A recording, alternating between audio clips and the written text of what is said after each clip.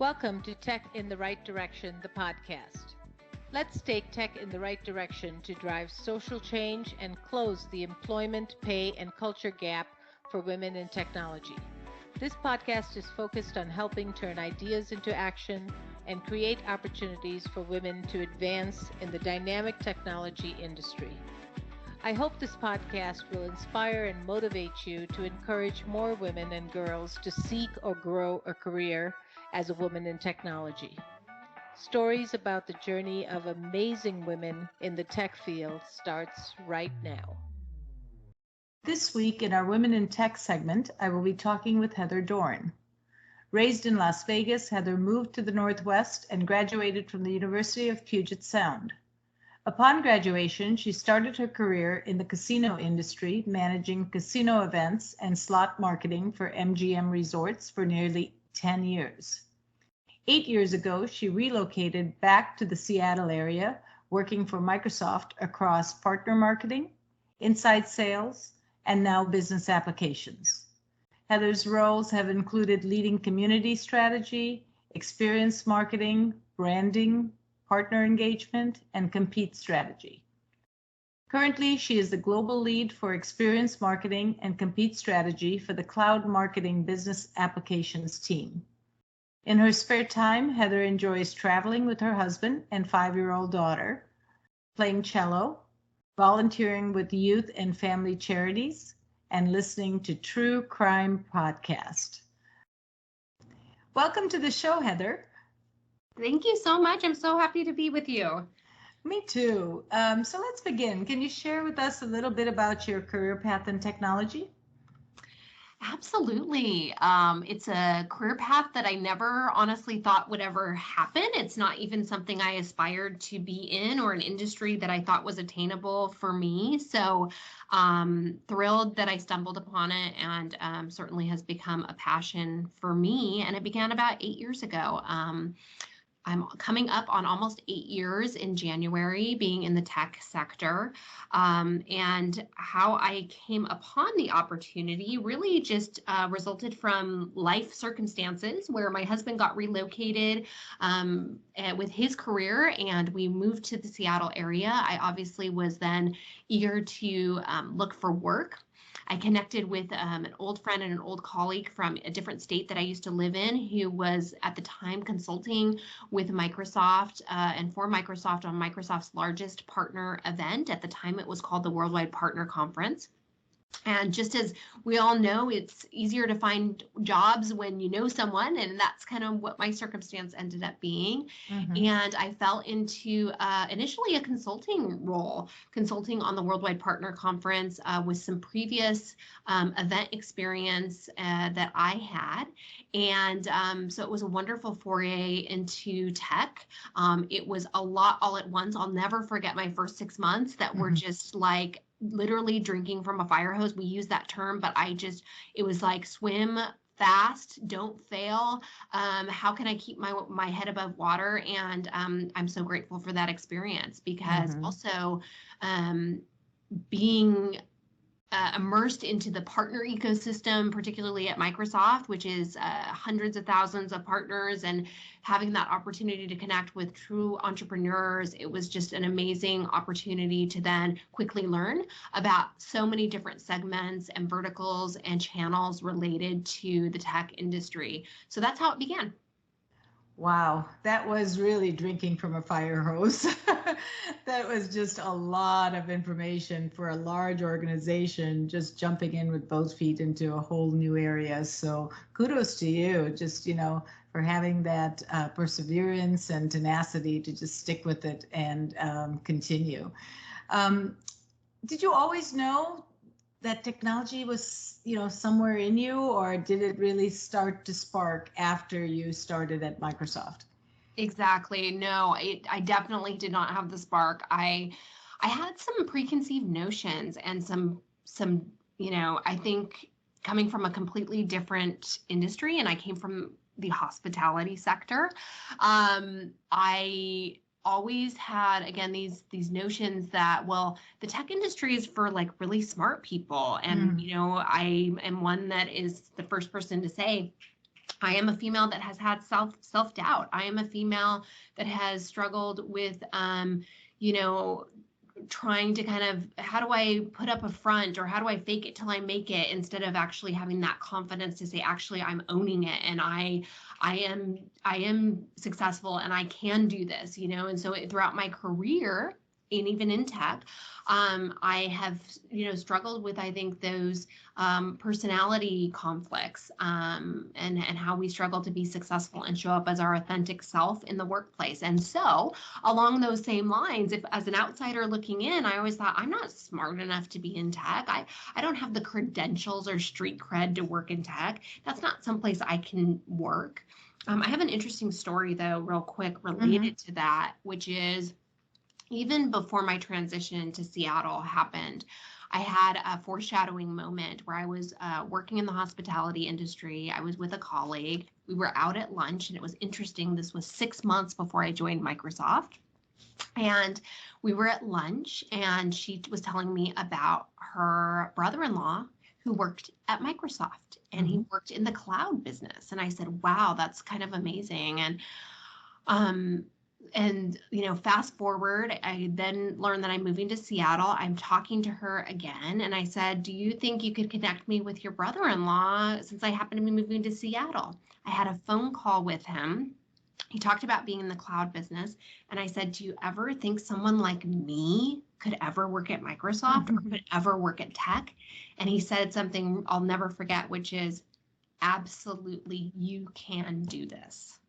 And just to hear from somebody who I admired, who was so much more senior, who was, you know, Harvard grad, like, to say, have him have confidence in me after one phone call really kind of put the energy in myself. And something else that I'm a big proponent of is telling the universe what you want. It sounds so cliche. You hear people like Maria Shriver and Oprah Winfrey say these things, but I'm such a proponent of it. And so as I was house shopping in Seattle, getting ready to move here, no job in sight, I saw the Microsoft office on Bellevue Way in Bellevue, Washington. My sister and I were going in there to have lunch, and I looked up at the sign above the elevator, and it said Microsoft. And it makes me kind of want to tear up, because at the time I told myself, I want to work there.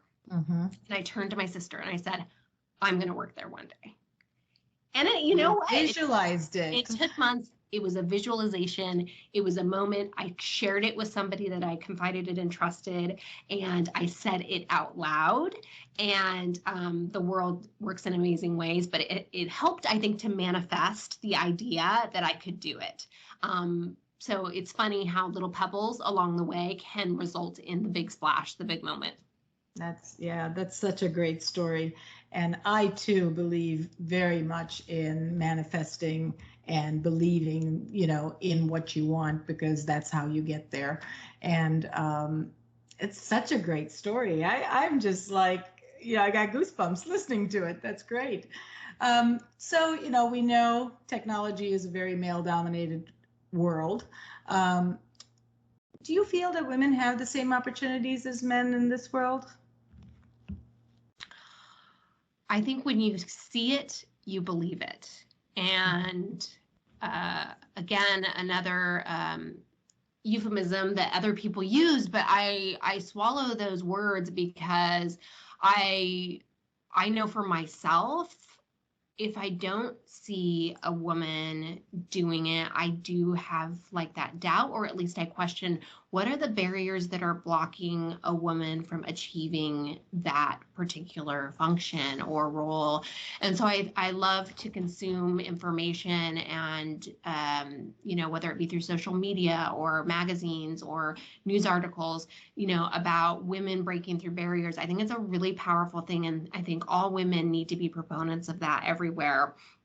You know, just talking to my daughter, who's 5 years old this week, her best friend at school, his name is James, and all summer long, he was in baseball camp.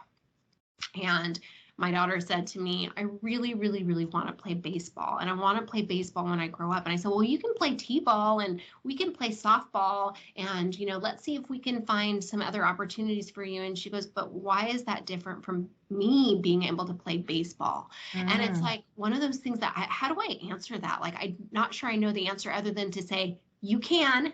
And then have my own self-doubt because I know I've already boundaries up. Like, where are the female professional baseball players? That's right. And That's right. And so, going back to your question, yes, we can, but yes, we will is more the message, because it's still yet to come in so many areas. There are still so many boundaries for women. It's important we champion those all the time, everywhere. It is heartbreaking to tell young children still there are those barriers up, and still there are not those opportunities and not enough opportunities. And so every day we've got to fight for that. But also to say every day we also have to lift each other up. And I am so grateful and so lucky to work every single day side by side with my friend and mentor, Katie Quigley, who has been my manager at Microsoft twice in 2 different jobs over the course of 6.5 years. And she always lifts me up every day. My chain of command at Microsoft is all women. So my manager is a woman, my manager's manager is a woman, and my CVP is a woman. Wow. So grateful, all working women, all mothers, people I admire, people that I can aspire to be like, and everybody should have those opportunities to see that manifested before them.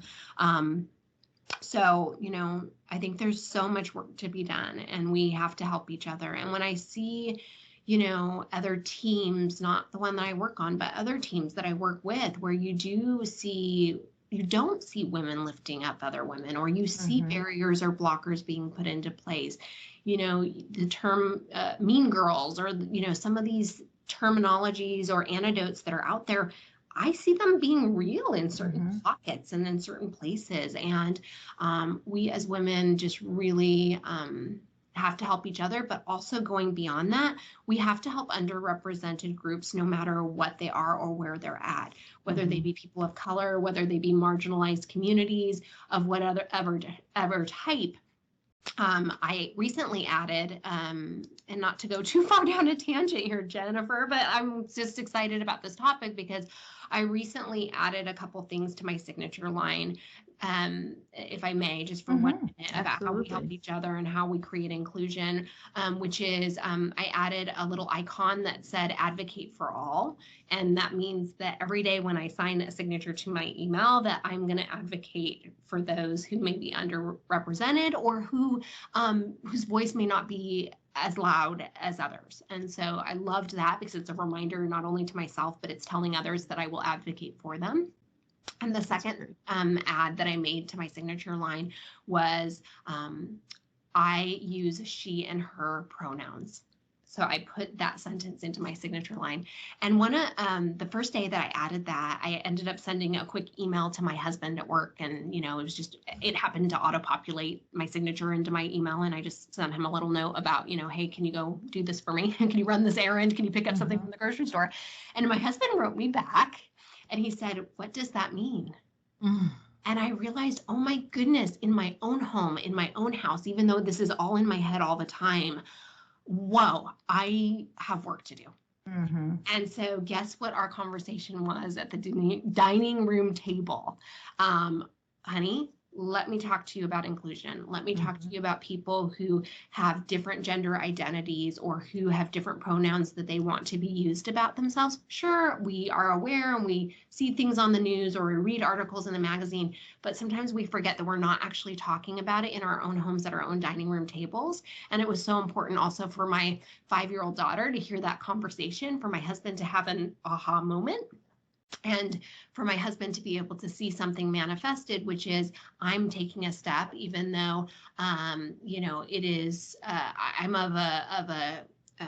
am somebody who is, female, and I perpetuate those pronouns, and I am average and typical in that way. But it is important for me to also have awareness that others, have different opinions and have different ways that they want to be seen by the world. And so it was just a reminder to me about that.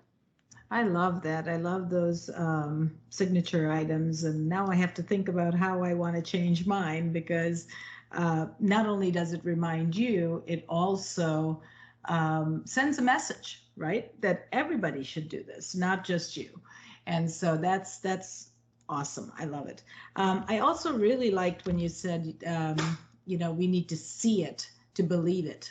And, I do a lot of work with STEM and girls ages 8 to 13.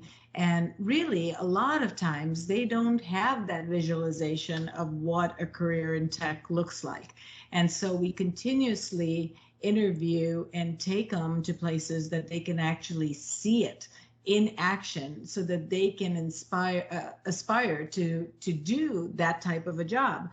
And I think we haven't done that well in the early ages of their growth that they don't visualize. Yeah, I had spoken to my daughter's college group, which is a women in business group, and asked them about technology careers, and not one hand went up. And I thought, wow, it is too late at this point. We really need to build a pipeline early on, and I think we are behind on that. We really need to do a lot of work to get that there. And I think what your daughter said is just mind-blowing to me. It's so true. There are careers, there are sports just for boys, and why couldn't she play baseball? She could play baseball. So I love those analogies. So as a woman yourself in technology, can you share some of the challenges that you see or faced, and then how did you overcome them?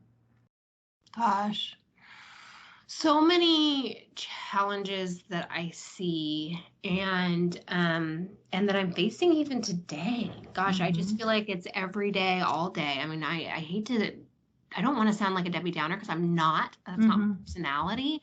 But I will say when we talk about this topic, it can sometimes just be, it can be deflating because I feel like the battle is always being fought. So some things that I have experienced but overcome is really, is number one, that I am always a work in progress. And I think, speak frankly, as a woman in tech, one of the things that I have seen and been challenged by myself, but have overcome, has been around even the Me Too movement that we've seen over the last 18 months to 2 years. And I think tech has been impacted by that. I will tell you that in over the course of my 15-year career or so, I have worked in different environments and with different people, and there have been moments when I have experienced my own sexual harassment, very blatant, very poignant, particularly in my 20s. I did nothing about it because I wanted to protect my career. I let it go. I wanted to move forward, and I felt like, you know what, I've got to adapt to this boys' club. I've got to adapt. I've got to use whatever I have in whatever ways in order to move my career forward. And I'm not going to jeopardize that. And I'm not going to speak up, and I'm not going to create waves. I'm going to be a good girl. I'm going to be a yes girl. That's a challenge in and of itself. But as I've grown in maturity and confidence, but also I think as the evolution of our own culture and in the tech culture has evolved, and it's continuing to evolve, and I don't think the Me Too movement is over by any stretch of the imagination. I think it is just a beginning. It's a spark. And so I had an incident happen about a year ago. And there's been so many of these. My story is not unique in any way, shape, or form. But I want to be more open and talk about it because I want people to feel comfortable talking about their own stories too. And again, I don't think mine even reaches the cusp of some really, really serious situations, but it's just one example, right, of what are the challenges you face in tech. Well, I had an incident a year ago happen at an event that I was managing and running, where we had a man come into one of our sessions and he wasn't wearing his badge. We all wear badges when we go to these events. And security asked him multiple times, we need to scan your badge. Okay, it's a simple request. We're all used to that. this person did not do that. He barged his way into a session. He stood in the back of the room, and security called me and said, "We have kind of this incident going on. Do you want to meet me up at the session room?" Yeah, sure. Lo and behold, it turns out that this was a pretty senior leader. I had pulled him aside. I didn't know who he was, honestly. And I said, "Hi, hey, my name's Heather Doran. I'm managing the event. You've come into here, but you don't have your badge." And he became irate. He became livid. He was screaming at me. He was attacking me. I even had security with me while this was happening. And it manifested for 8 to 10 minutes. And this man was red and he was beat, and I was shaking and I was startled and I felt fear. And I eventually just walked away from the situation because I thought, what, security's here. They need to manage him. Right. I have not asked for anything unreasonable. I have asked some very basic questions. I wanted to find out, who is this person that has barged their way into a session room? I'm sorry that you are fairly senior, but I don't actually know who you are. And that's not my fault. It's how this person reacted that was at fault. Long story short, nobody should ever be in those situations where they're uncomfortable. They feel fear. They feel like this person has so much anger at them that they're like, whoa, this is taking me off guard, and I'm uncomfortable. That should not be anything anybody should face. And to be able to have resources to go to just talk about it, I was very shaken up by it. When people approached me afterwards, even 6 weeks after the incident happened, I felt like I wanted to come to tears, which tells me that I was bottling up something that in an interaction that really was hurtful and bothersome and uncomfortable. And Microsoft has been working through its own processes and ways to deal with these situations. And I think we continue to make inroads there. We continue as an organization to make progress there. But those are challenges that I think people across the spectrum in tech face day in and day out, is how do we make our culture and our workplace an environment that everyone feels comfortable and feels safe to come to work every day to do their very, very best work. And that is just, to me, that is basic, that is baseline, that is foundational to how we need to create these environments. And sure, there needs to be accommodations in place for people with special needs. There needs to be accommodations in place for anyone, and we just need to create that environment. And I think the processes piece is something that not all tech organizations have necessarily thought about. And in our leadership here at Microsoft has even been transparent to say, hey, we have work to do and we are going to work on it.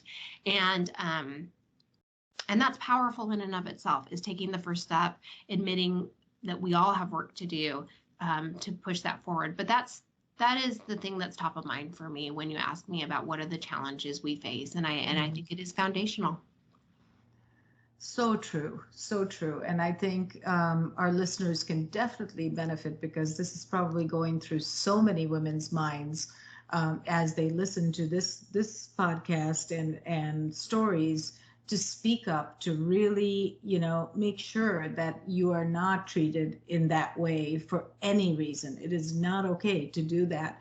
And that should be just a simple rule, that people treat each other with respect, and not having somebody scream on the top of their lungs when you're standing right next to them. So thank you for sharing that story, and I know our listeners will definitely benefit from hearing stories like this, to know that they're not alone and we need to have confidence to speak up.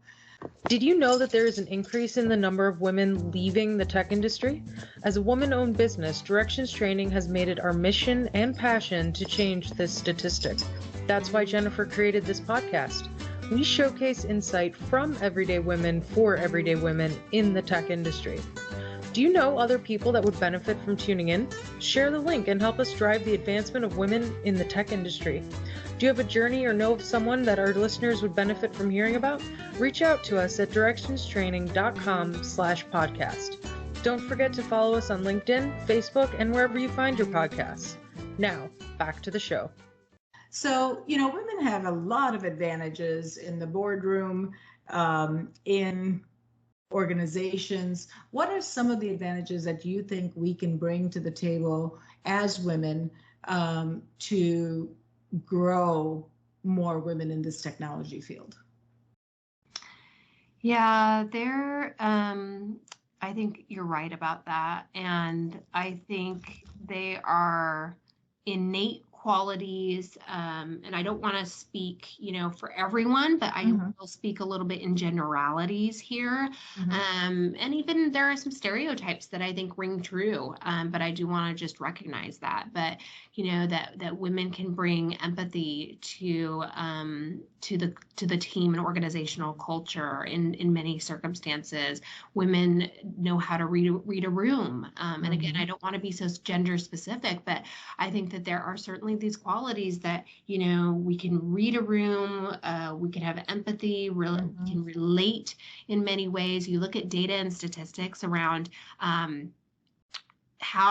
what the mind share of work a woman takes up in her capacity from both a working professional standpoint, but also a home life standpoint. I recently read a study that documented how women, particularly those with families, how the mind share of work is so much greater than her partners. From thinking about your task list of groceries and laundry and what needs to be done around the house and what do we have to get done, and then topping on top of that the workload that we all take on.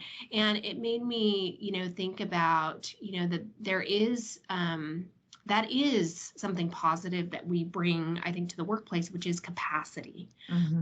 The capacity kind of take on multiple challenges, the ability to multitask. There are studies out there, again, speaking in generalities, that compare men and the way that their minds work in a way that I summarize as a dresser drawer, and they are able to compartmentalize certain things and put it in these various drawers.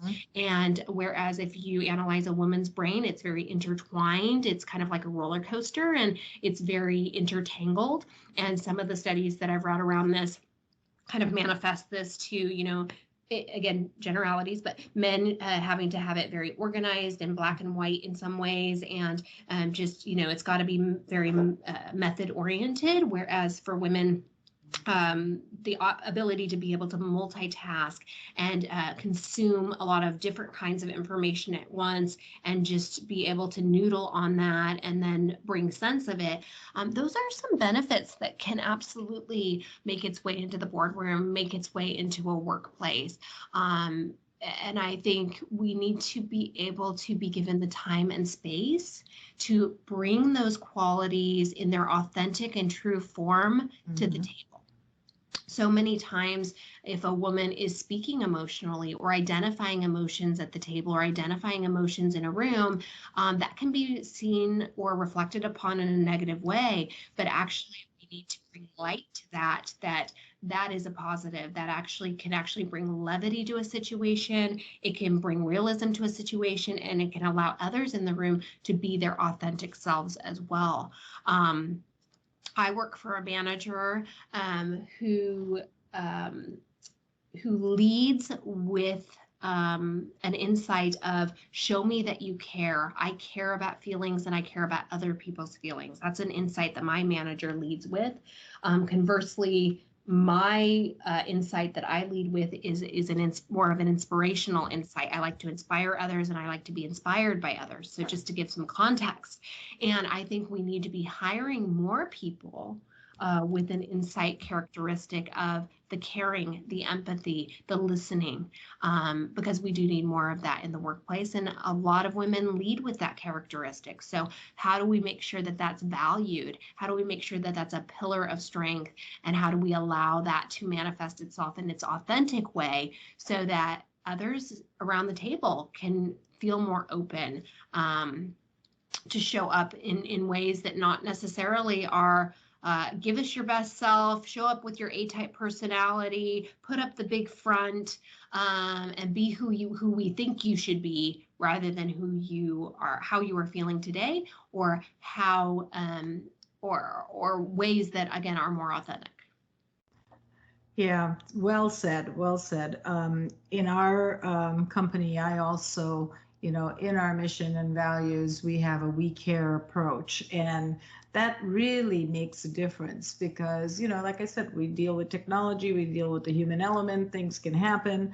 But if we didn't care, we wouldn't take it that seriously. And we take all of that very seriously because that empathy, I think, from top down comes through to our customers and to our employees. So a lot of really good qualities to balance out what males bring to the table because theirs is also very there are advantages to their qualities as well. So bringing them together and creating that balance within an organization really increases bottom line profits, increases productivity, increases just company morale.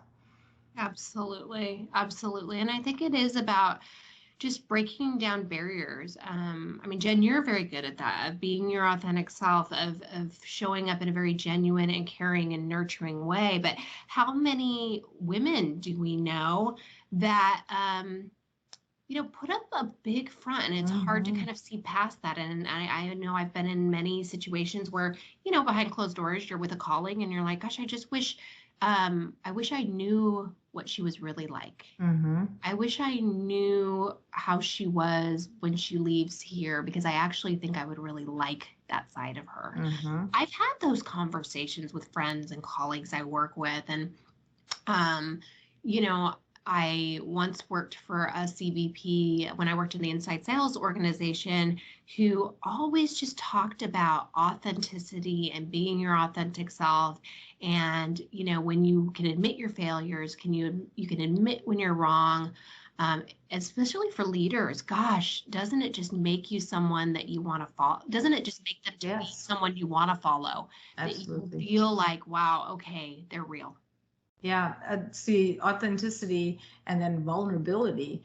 I've been reading some of Brene Brown's vulnerabilities books, and they are just phenomenal because that's how we connect. That's how we can connect with each other and know, like you said, we have to lift each other up. And if we're your authentic self, we all make mistakes. We all are who we are.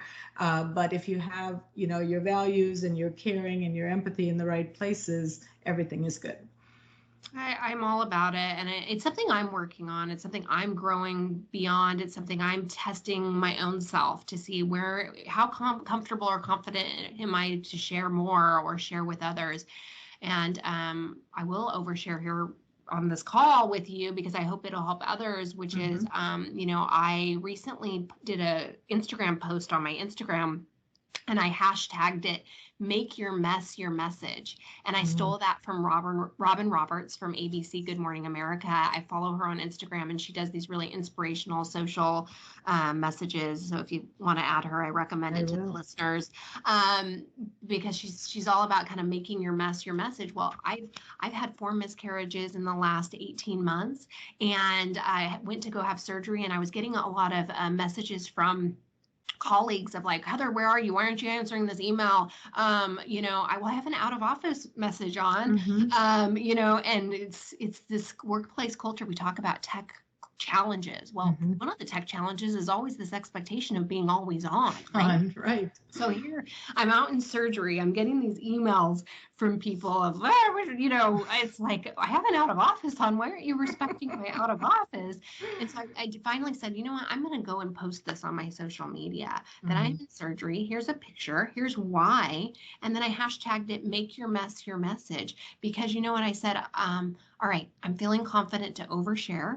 I'm feeling confident to now just let people know where I truly am, so that maybe they'll stop emailing me, but also to also show up more authentic. And again, that's not for everybody, and I respect that tremendously, but it was my way of kind of, okay, I'm going to just put myself out there now. And you wouldn't believe how many people reach out to me privately and share their own personal stories and personal testimony of overcoming their own challenges. And let me tell you, it's making bridges, it's forging relationships. And these are colleagues, these are people I work with, they're people that have been acquaintances that now I have a common bond with, and that now we can go forth and I think have just stronger, better relationships.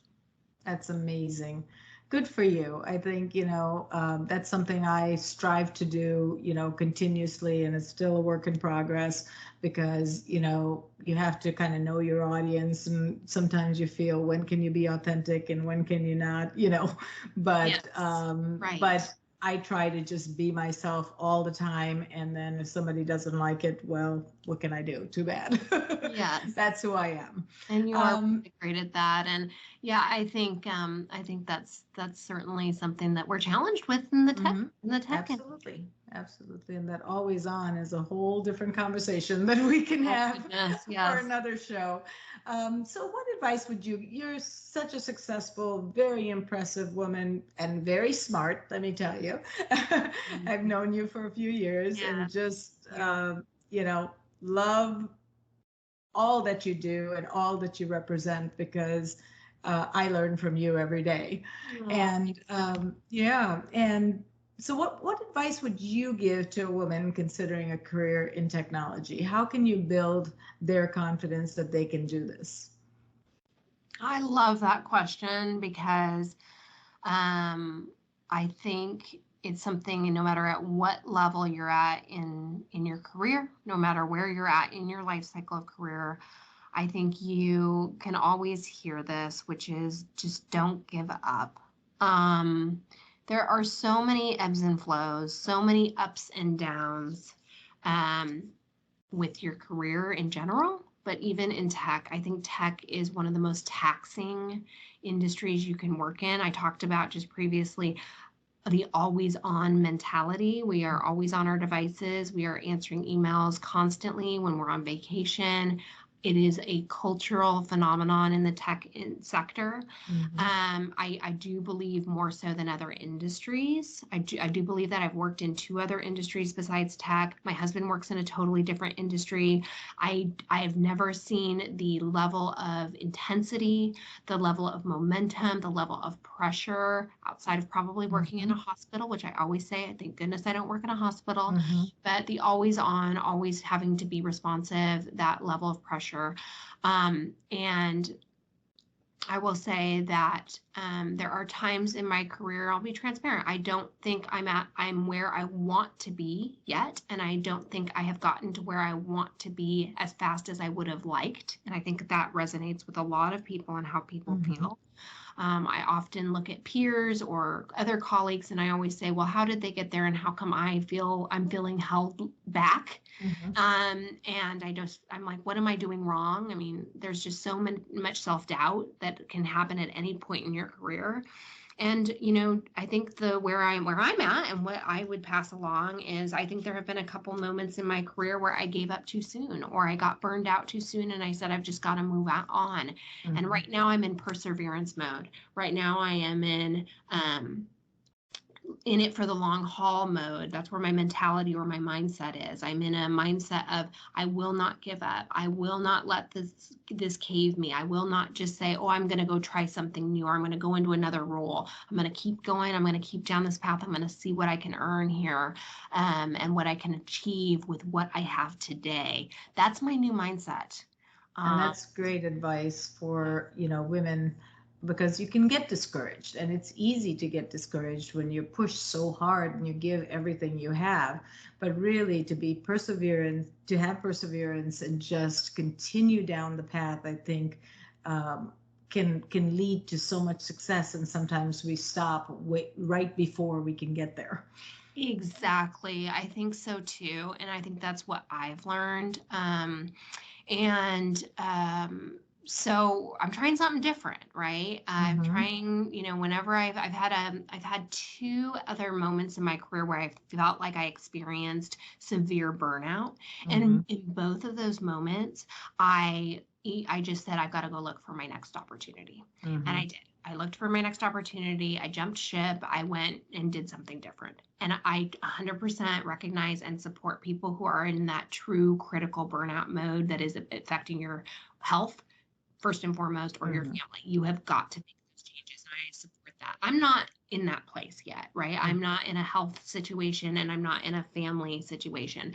I'm more in a, oh my gosh, this is a really taxing state that I'm in my role right now. But I'm in perseverance mode, and I'm kind of just huddling down and saying, you know what, let's see what's next with what I have. And And some of that balance has to come from you too. You know, yes. I know you're type A personality, you give it everything you've got, same way for me, but we have to learn to balance it and, you know, not be on 24/7 and not always be there for everybody and everything, so that we don't burn out as fast. We don't, you know, we can't light the candle on both ends and still come out ahead. It doesn't work. You need to take care of you, number one, first, and then, you know, balance it out so that you don't get that burnout and you have that perseverance to run the marathon. Absolutely. And lean on your mentors, lean on your coaches, lean on what I love to say, and again, I stole this from somebody else, lean on your board of advisors, your community of people that surround you when you're in those moments. I had a great call this week with my mentor that brought me back to reality and, you know, sparked some excitement for me. I had a great call with my best friend, you know, to just say, hey, let's have a girl talk, and we get on the phone. She lives in a different city, and we drink our red wine over FaceTime and we just have our virtual date. And I think we all need that. And I think we just need to continue to just remember that there are people and resources out there. You just have to take advantage of them. That's great. So in closing, Heather, what 3 words would your friends use to describe you? Yeah, I love this because it's about having a little bit of self-awareness and perception. And the first word I would say is grit. I am a gritty person. I am one of those people that is just like, ain't nobody gonna hold me down. Is the type of person that I have from my own life experiences. So I would say grit, has grit. The second one that I would say is they would definitely say I'm determined. So determined to me is the vision, grit is the work. And then finally, I think they would say I am fun. I love, you know, to just kind of let loose. I love to be able to say, gosh, we put in the work. We worked hard. Now it's time to play hard. And so for me, that's usually, you know, how do we get out on the dance floor? How do we just truly let loose a little bit and have some fun? Awesome. I would agree with all 3 of those words. Since I've known you, but I'd also add that I think you're very kind, you're very grateful, and just an amazing person. So thank you so much for your time. I appreciate it. This was so much fun. This was fun. I love it. Great. Thank you again. Thank you. And thank you to the listeners. Make it a great one. Thanks. Thank you for listening to Tech in the Right Direction. Please take a minute to subscribe or follow so that you never miss an episode. Also, don't forget to like, share, and comment. Thank you. See you next week. From IT skill enhancements to end-user adoption training, Directions Training is your resource to help optimize the effectiveness of your technology investments. Over 500,000 students have taken advantage of our wide selection of technology and business training solutions covering the most popular applications today, such as Microsoft 365, Azure, Windows 10, and more. As a podcast listener, we invite you to take advantage of an exclusive offer. Receive 30 days of free access to our Microsoft official curriculum on-demand courses for IT professionals or end users. Visit us at www.directionstraining.com/podcast to claim this offer today. Hurry, this offer is only available for a limited time. Success is a journey. Ask for directions.